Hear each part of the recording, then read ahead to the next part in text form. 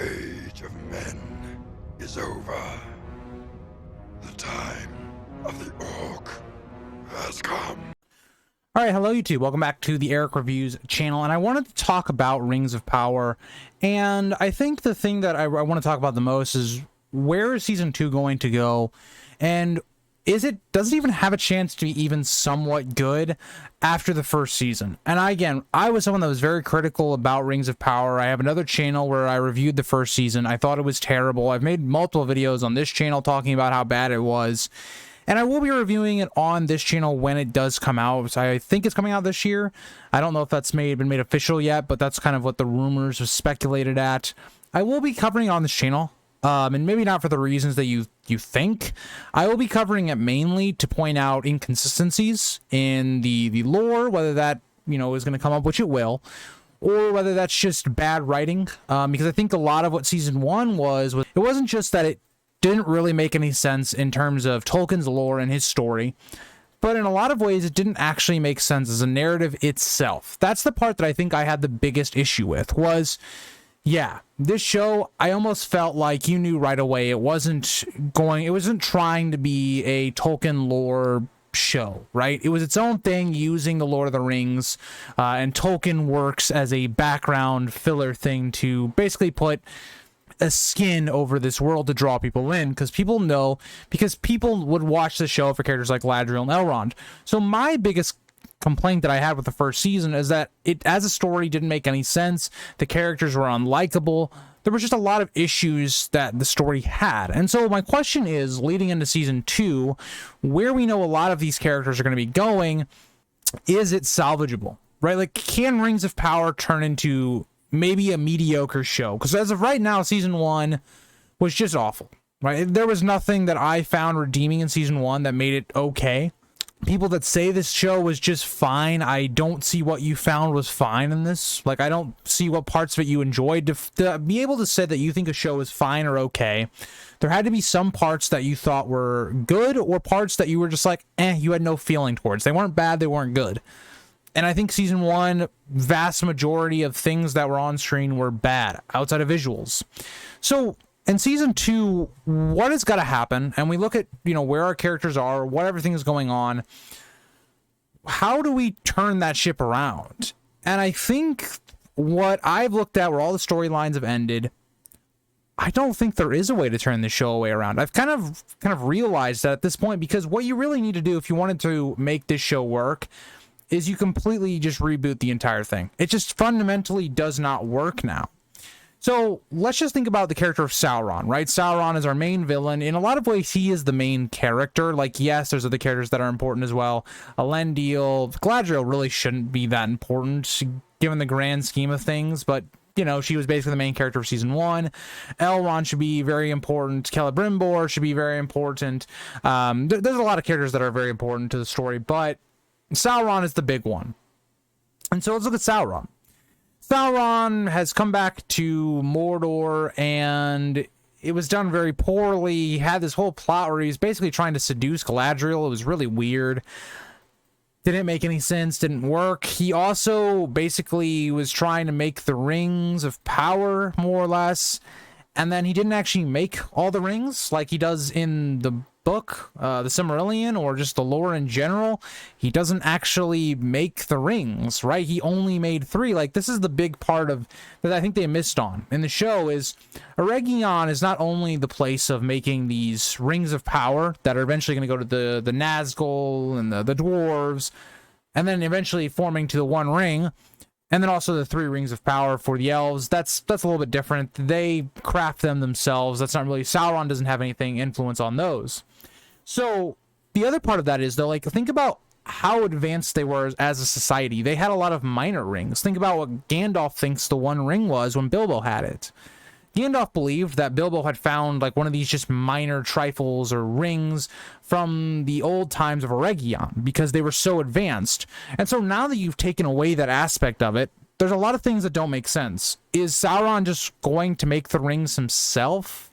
How is he then going to give them to other people? Is he then going to transform his appearance, or is he going to go back to Eregion, which makes almost no sense at all, because if you fooled Celebrimbor once, you're not going to redo that plot again. If they were going to do that, they would have just done it there.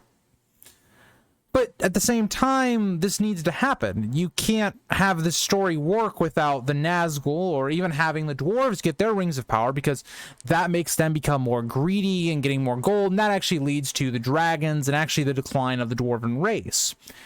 Okay, well, if we even look at the dwarven plotline right now, the dwarven plotline seems like they are rapidly speeding up the timeline, where the Balrog is becoming an issue much sooner than it was in the actual lore.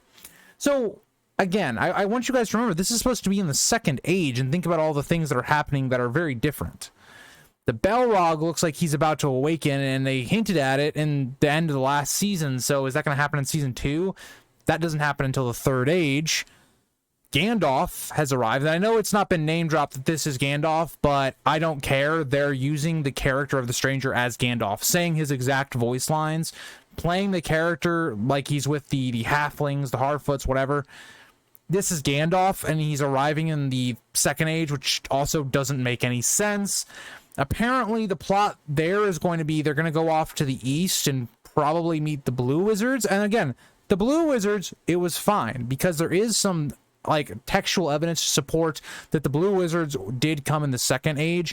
Again, it's kind of debatable within the Tolkien community. You know, we have conflicting reports and evidence and such, but it's more like okay to have that happen. The problem is, if they're saying that the stranger is not Gandalf, who is he? He can't just be this guy that came out from like a comet or something and then just say, oh yeah, this guy is just a magic user. That doesn't happen.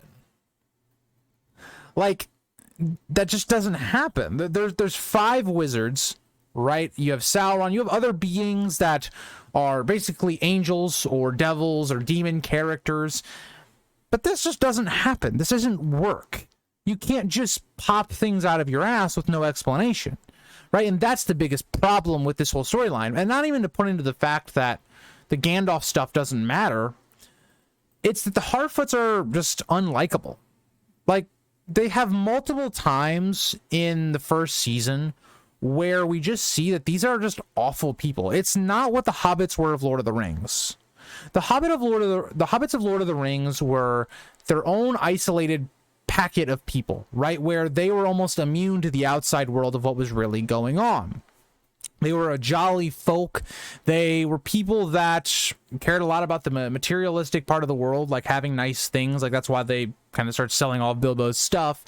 But they also do like nature and stuff like that. So again, they're more likable in that way, so that when you get to the end of the book of Return of the King and you see that the Shire's been laid waste, war has come here, even though these folk were innocent outside of, you know, like Frodo, Sam, and Merry and Pippin. They had nothing to do with that, right?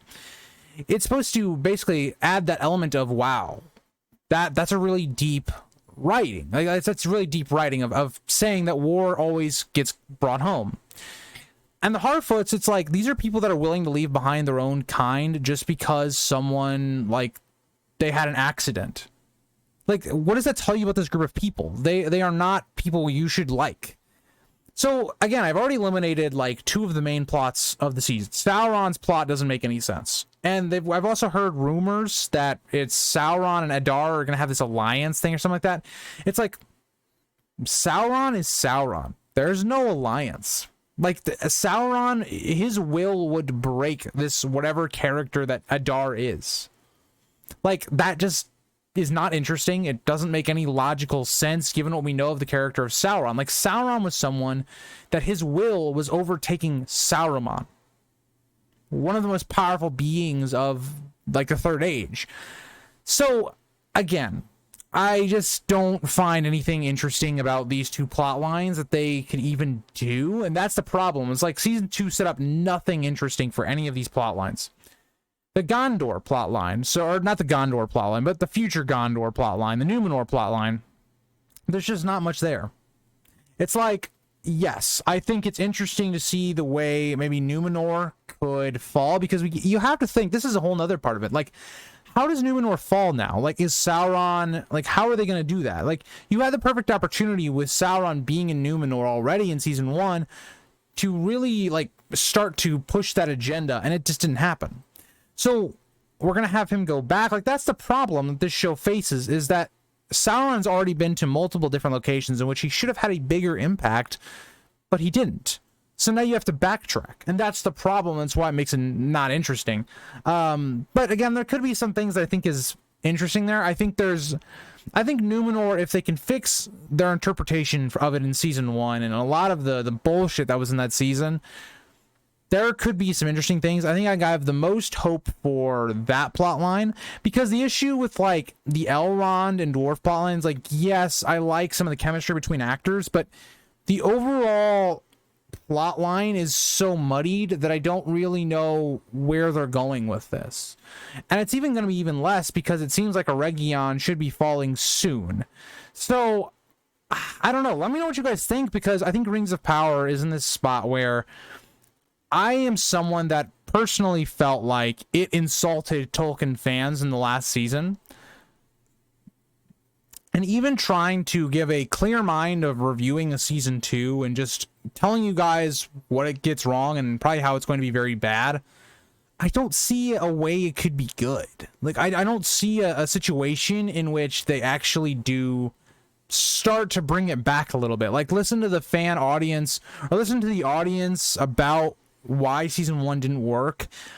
Even if they did it, I don't know how you bring it back. So let me know what you guys think. Like, even think about Isildur. He's stranded in Mordor. What is going to happen here? Is he just going to randomly just... There's just so much nonsense. And so, I don't know. Thank you guys for watching. I just wanted to vent a little bit about Rings of Power. And, yeah, I'll see you guys all in the next one. Also, just a little announcement at the end of the video. We will be, on this channel, me and a couple of my friends, will be reviewing the Avatar series that's coming out on Netflix. So stay tuned if you want to see that. And I'll see you guys in the next one. Bye, guys.